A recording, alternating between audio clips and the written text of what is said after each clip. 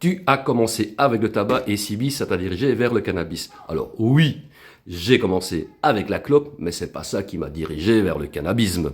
Et est-ce que je trouve ça aussi nocif que la drogue? La nicotine, bah oui, c'est une drogue. Provoque accoutumance et dépendance. La nicotine, c'est un psychotrope, donc ça modifie le bon mode de fonctionnement du cerveau, le système de récompense, etc., etc. Et le tabac, c'est vraiment aussi très, très, très compliqué à arrêter.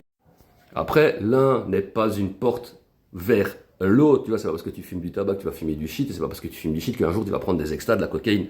Mais pour moi, il y a quand même un petit risque.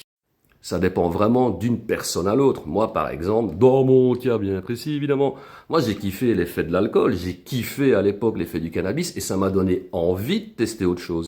Mais voilà, bien clair et précis, un cas n'est pas l'autre. Moi je connais des gens, ils n'ont jamais fumé que de la weed dans leur vie parce que le reste ne les intéressait absolument pas. Après, il y a des personnes plus sensibles que d'autres. Vraiment une question de personnalité, de environnement familial et social, etc., etc.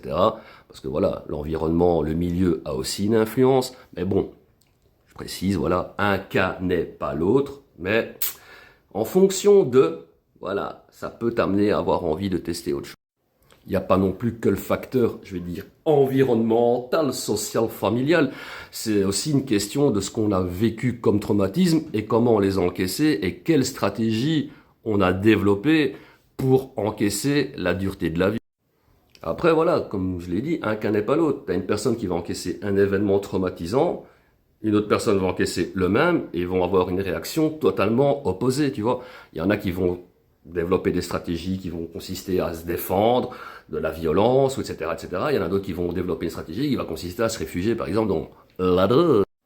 Donc voilà, il y a un tas de facteurs différents qu'il faut prendre en ligne de compte et qui vont mener des personnes, ben voilà, à vivre une vie dans la sobriété, et t'en as d'autres, ben voilà, ils vont finir par trouver refuge dans la consommation de produits légaux ou illégaux.